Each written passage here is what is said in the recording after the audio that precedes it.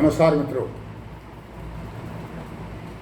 उत्तराखंड में या उत्तर प्रदेश में जिस प्रकार से लव जिहाद धर्म परिवर्तन के मामले बढ़ रहे थे, उसको देखते हुए उत्तर प्रदेश की योगी सरकार ने कल मंगलवार को विधानसभा में उत्तर प्रदेश विधि विरुद्ध धर्म संपरिवर्तन प्रतिषेध संशोधन विधेयक को मंजूरी दे दी है। और योगी ने यह करके अपने को दिखा दिया है कि मर्जी उत्तर प्रदेश में सिर्फ योगी शासन की चलती है, न कि जिहाद के डर की। अब तो ये स्थिति है कि जिहादी थर थर कांपते हैं योगी का नाम सुनकर। विधान मंडल सत्र के दूसरे दिन कल इस विधेयक को सदन में मंजूरी मिली थी। यूपी सरकार ने इससे पहले विधानसभा में धर्म संपरिवर्तन प्रतिषेध विधेयक 2021 पारित किया था। पहले विधेयक में 1 से 10 साल तक की सज़ा का प्रावधान था। संशोधन के जरिए पिछले विधेयक को सज़ा और जुर्माने की दृष्टि से मजबूत किया गया है। मतलब जो कानून था ना पिछला, उसको और मजबूत कर दिया गया। और क्या पता और भी आगे आने वाले समय में मजबूत किया जाए। कैपिटल पनिशमेंट, रूह कांप जाएगी। नए प्रावधान जो बने हैं अभी, किसी नाबालिग, दिव्यांग अथवा मानसिक रूप से दुर्बल व्यक्ति, महिला, अनुसूचित जनजाति का धर्म परिवर्तन कराया जाता है तो दोषी को आजीवन कारावास और 1 लाख रुपये जुर्माने से दंडित किया जाएगा। इसी तरह सामूहिक धर्म परिवर्तन पर भी आजीवन कारावास और 1 लाख रुपये जुर्माने की सज़ा होगी। आने वाले समय में यह भी संभव है उत्तर प्रदेश में कि जो लोग इन तत्वों को प्रोत्साहित करते हैं उन पर भी सख्त कानून बने। आगे वाला समय कैसा होता, फिलहाल तो यह संशोधन विधेयक जिस प्रकार से पास हुआ है प्रशंसनीय है। संशोधन विधेयक में कहा गया है कि अगर कोई व्यक्ति धर्मांतरण के संबंध में किसी विदेशी या अवैध संगठन से धन प्राप्त करता है, कई एनजीओ है ना, चोरी करते हैं, विदेशों से पैसा मंगाते हैं, काम और कुछ होता है कागजों में और प्रैक्टिकल में ग्राउंड लेवल में और कुछ हो रहा है, तो इसे कम से कम 7 साल की सज़ा होगी, जिसे 14 साल तक बढ़ाया जा सकता है। साथ ही कम से कम 10 लाख रुपए तक का जुर्माना भी देना होगा। आप समझ लो कि जो एनजीओ चला रहे हैं, अवैध एनजीओ, मिशनरीज और जो जिहादी सोच, गजवा हिंद की सोच को बढ़ावा देने के लिए एनजीओ चला रहे हैं, उन पर भी भयंकर उत्तर प्रदेश में गाज गिरने वाली है। जेल में सड़ते रहेंगे जिंदगी भर और कई वर्षों तक। यूपी सरकार ने सोमवार को विधानसभा में यह विधेयक रखा था, जिसे मंगलवार को पास कर दिया गया था। अब इसे विधान परिषद को भेजा जाएगा। दोनों सदनों में पारित होने के बाद यह राज्यपाल के पास जाएगा, फिर इसे राष्ट्रपति को भेजा जाएगा।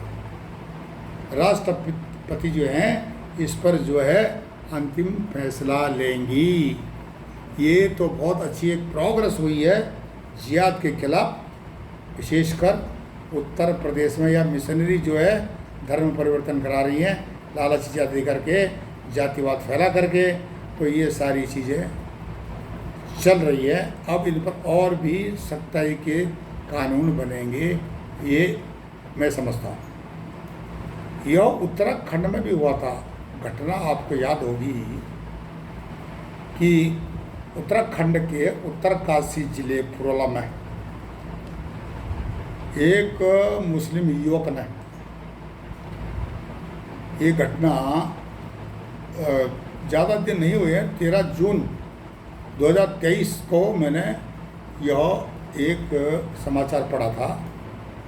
और ये मुस्लिम युवक के एक नाबालिग जो हिंदू लड़की के साथ पाए जाने को लेकर विवाद थम नहीं रहा था। लव जिहाद पर बवाल मच गया था, शायद आपको याद होगा, मैंने भी वीडियो डाला था। और बाद में पलायन का दौर भी शुरू हो गया था कि ये जो विक्टिम कार्ड खेलना शुरू कर दिया था। शायद उत्तराखंड सरकार ने इस विक्टिम कार्ड को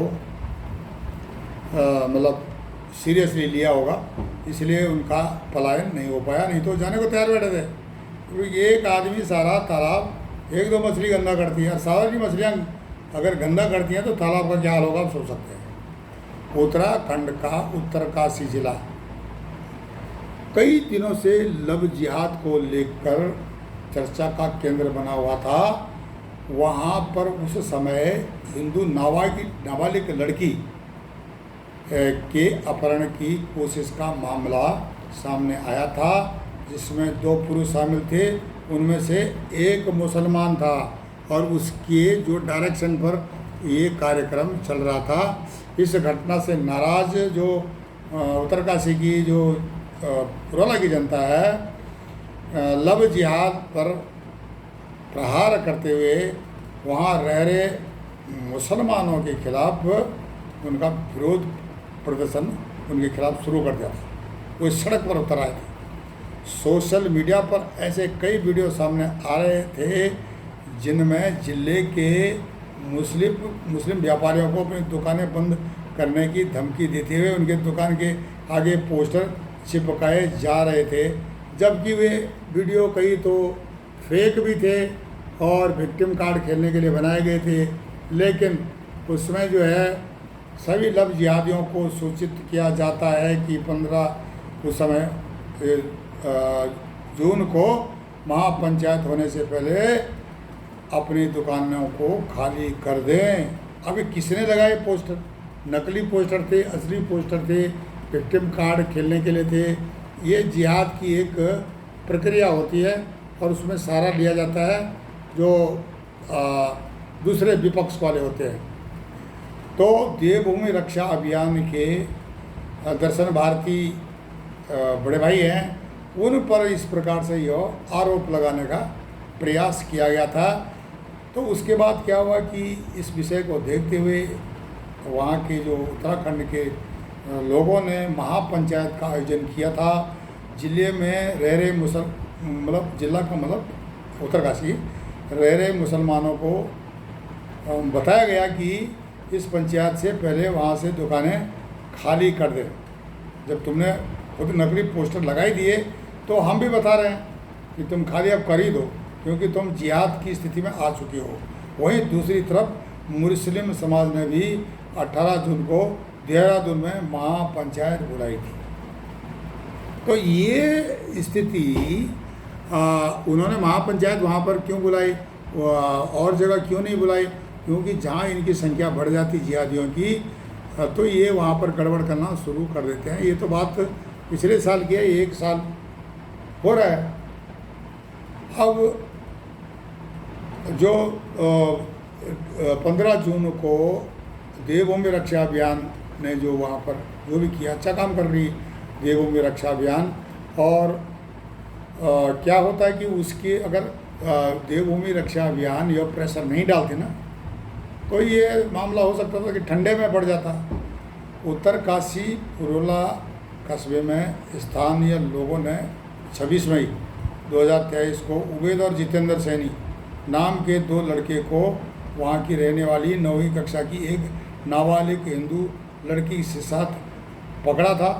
उसको प्रेशराइज कर रहे थे, वो डरा रहे थे और उसे पुलिस के हवाले कर दिया था। ये सारी चीज़ें जितेंद्र सैनी जो है बोलते हैं कि इसने नाम नहीं बदली किया, लेकिन इसने धर्म बदली कर दिया था और उबैद के साथ यह शामिल था।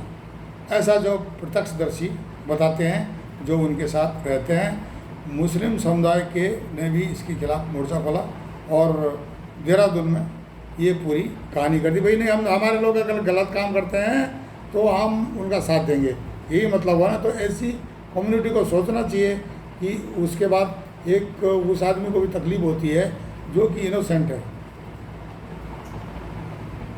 अब क्या होता है कि बीजेपी के एक पदाधिकारी थे उस समय, मोहम्मद जाहिद ने द हिंदू से बातचीत करते हुए कहा था कि जब उन्होंने दक्षिणपंथी समूह का विरोध किया तो उन्हें उनके कपड़े की दुकान जला दी जाने की धमकी दी गई।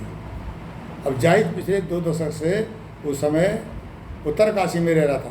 भाई आप 2 दशक से रहे हैं, 5 दशक रह रहे हैं, 6 दशक से रह रहे हैं, आपकी कट ऑफ लिस्ट 1947 के बाद बनती है।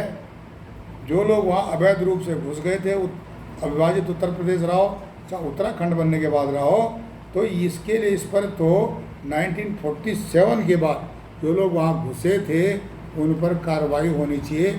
और अगर सरकार नहीं करती है, अगर जागरूक समाज करता है, तो किसी को भी इसका जो है विरोध नहीं करना चाहिए। अब फिर बीबीसी जैसे रिपोर्टर घुस जाते हैं, वो तरह तरह की रिपोर्ट बना करके अंतर्राष्ट्रीय स्तर पर भारत की छवि को बिगाड़ने की कोशिश करते हैं।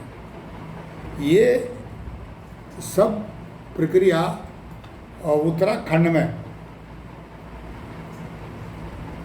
जो हुई है, वैसे कानून उत्तराखंड में भी चाहिए, जल्दी चाहिए।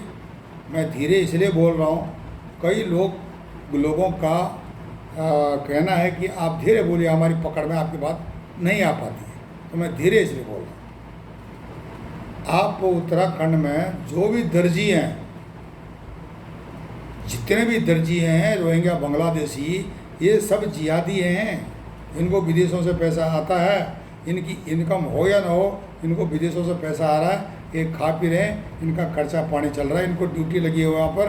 तुम्हारी ड्यूटी है, जो तुमने कमाना कमा लो, लेकिन ये तुम्हारी ड्यूटी है फेरी में घूमना, कबाड़ बिनना, वहाँ पर बैठना। इसमें अधिकांशतः ऐसे ही हैं, थोड़े बहुत हो सकते हैं कि जो कि इसमें इन्वॉल्व नहीं है, उनकी संख्या बहुत कम है। एक नेटवर्क है, एक नक्सल चल रहा है, और उस पर जो है उत्तराखंड सरकार की एक तीखी नज़र होनी चाहिए। अपने जो एजेंसियों को उनको अलर्ट कर देना चाहिए, क्योंकि स्थानीय लोग मौन इसलिए नहीं खोलते हैं कि उनके कई इंटरेस्ट जुड़े होते हैं। अब कोई जो पदाधिकारी ऑफिसर अगर मुस्लिम समुदाय का है तो वो जिहाद के खिलाफ खुलकर नहीं आ सकता है।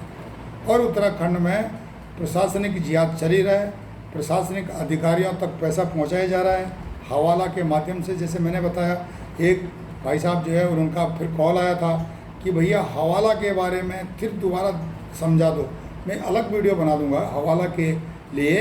लेकिन यह एक धन हस्तांतरण, मतलब पैसा एक दूसरे को देने का अवैध अनौपचारिक प्रणाली है, अनऑथराइज्ड सिस्टम है ये। यह धन लेने देने वाले दलालों के एक बहुत बड़े नेटवर्क के रूप में काम करता है। मतलब पैसा देना बिना इनकम टैक्स के, और मतलब सरकार को छुपा करके, समाज को छुपा करके धन का हस्तांतरण करना। हवाला का पूरा काम इस नेटवर्क विश्वास और कार्यकुशलता पर निर्भर करता है, क्योंकि विश्वास और कार्यकुशलता मतलब उसमें बेईमानी नहीं होती है, बशर्ते लिखित नहीं है तो और बेईमानी नहीं होगी, ऐसे होते हैं उसमें काम। और ये काम वही करते हैं जो कि जिहाद के नेटवर्क से, मिशनरी के नेटवर्क से जुड़े हुए लोग होते हैं, या पैसा कमाने के नशा जिहाद, नशे के व्यापार में लगे हुए हैं, वहाँ पर यह सब चलता है।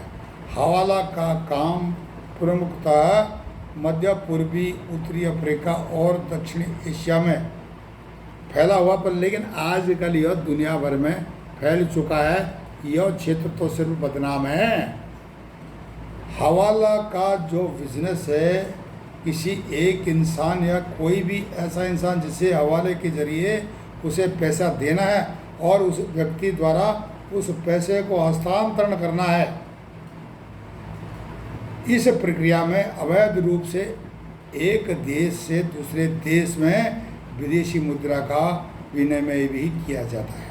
हवाला विदेशी मुद्रा का एक स्थान से दूसरे स्थान पर गैर कानूनी तरीके से हस्तांतरण है। जैसे कि अरब कंट्री से पैसा भारत में आना, जिहाद के लिए, धर्मांतरण के लिए या दलालों द्वारा किया गया कारोबार व्यापार कहलाता है। इस कारोबार में संबंधित व्यक्ति से रुपया लेने का अर्थ है अवैध रूप से प्राप्त रकम अवैध तरीके से लेना। कुछ व्यापारी या बिजनेस ये ग्रुप के हवाला के जरिए ही काले धन को गैर कानूनी तरीके से स्थापित किया जाता है। तो ये कारोबार बहुत बड़ा है। भारत में इसका कारोबार बहुत फैला हुआ है, उत्तराखंड में फैला हुआ है। करोड़ों रुपया उत्तराखंड में जाता हवाले का, और ये हवाले का पैसा जो लेके जाते हैं अधिकांशतः इसमें जिहादी हैं, इसमें वे लोग हैं जो कि फेरी वाले हैं, वे लोग हैं जो कबाड़ वाले हैं, वे लोग हैं जो दर्जी का काम करते हैं, वे लोग हैं कई सुनार हैं इसमें इन्वॉल्व है जिन्होंने हिंदू नाम लिखे हुए हैं वो जिहाद से संबंधित। तो इसका कारोबार बड़ा तगड़ा, और इसमें क्या होता है कि राजनीतिक दलों को भी ये पैसा पहुंचाते हैं, इसलिए राजनीतिक दल इनको सह देते हैं। इनको पैसा पहुंचता है प्रशासनिक अधिकारियों तक, वो भी इनको सह देते हैं। तो इसके लिए सुरक्षा एजेंसियों को इसलिए उत्तराखंड में सक्रिय होना पड़ेगा। बहुत ज़्यादा पैसा उत्तराखंड में हवाला का लग रहा है। जैसे काम रोको जिहाद है, दर्जी जिहाद है, ये सारी काम हो रहे हैं वहाँ पे। सरकार के जनप्रतिनिधियों तक को ये इन्फ्लुएंस करता है, चुनाव जीतने के लिए पैसे का जुगाड़ करता है। अब इतना पैसा दारू पिलाना है या खाना खिलाना है तो पैसा लाया जाता है और इनको माध्यम बनाया जाता है, और इसके लिए जो करनी कुछ और सोच कुछ, तो इसमें भी काफ़ी जो राजनीतिक दल फंसते हैं। उनका जो है कांग्रेस इसकी हवाला की पैसों की नेटवर्क की जड़ें जमा के वहाँ पर गया उत्तराखंड में। आज बशर्ते कांग्रेस पार्टी झंडा लेकर केदारनाथ की तरफ घूम रही है कुछ किलो सोने के लिए, लेकिन यह एक डाइवर्ट करने का तरीका है कि लोगों का ध्यान इधर न जाए, इधर चले जाए। जो करोड़ों रुपये का वहाँ पर उत्तराखंड में चल रहा है कारोबार, चुनाव के लिए, यहाँ तक कि स्थानीय चुनाव के लिए, स्थानीय निकाय चुनाव के लिए पैसा पहुँचना शुरू हो गया है, जनता को इन्फ्लुएंस करना शुरू हो गया है। और प्रचार जो है प्रशासनिक अधिकारी कर रहे हैं कई अमुक पार्टी का। तो उत्तराखंड सरकार को, उत्तराखंड की जो अगर भारतीय जनता पार्टी नादान है, इस विषय को नहीं समझती है, तो उसको यह विषय समझना चाहिए क्योंकि इसके लिए राष्ट्र को इसका खामियाजा भुगतना पड़ता है। और विशेषकर वे लोग जो कि राष्ट्र के लिए कर रहे हैं, इनकम टैक्स देते हैं, मध्यम वर्ग है, मेहनत मजदूरी करते हैं, तो ये सारी चीज़ें उनका शोषण हो सकता है। और ये जिहादी हैं, मिशनरी वाले हैं, हवाला वाले हैं, नशा बेचने वाले हैं, ये सब मज़े मारते हैं। तो सरकार को तो जागरूक होना ही पड़ेगा, लेकिन जनता को भी जागरूक होना पड़ेगा ज़रूर। आपको भ्रमित करने के लिए तथा कथित बुद्धिजीवी, प्रगतिशीलवादी, वामपंथी, आंदोलनजीवी मैदान में उतरेंगे, आपको समझाएंगे ये सब नकली है, ये सब बकवास है, लेकिन हकीकत यही है। अगर आप समझते हैं तो समझें, नहीं तो भारत को सोने की चिड़िया बनने में अभी तक कोई नहीं रोक पाता।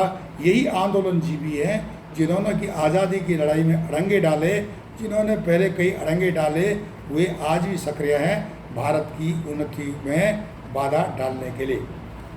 तो आप सावधान रहें, सचेत रहें और इस विषय को अधिक से अधिक लोगों तक पहुंचाएं कि यहाँ उत्तराखंड में क्या चल रहा है। हमें योगी आदित्यनाथ के प्रशासन से या वहाँ के राजनीतिक गतिविधियों से, उनकी सख्त पकड़ जो राजनीतिक पकड़ है, उससे क्या सीखना चाहिए। यहाँ की जनता को, अपने जनप्रतिनिधियों को ऐसे काम करने के लिए प्रोत्साहित करना चाहिए। आप हमारे चैनल ई-गेरसन को लाइक करें, सब्सक्राइब करें, कमेंट्स करें, शेयर करें। तब तक के लिए नमस्कार, धन्यवाद।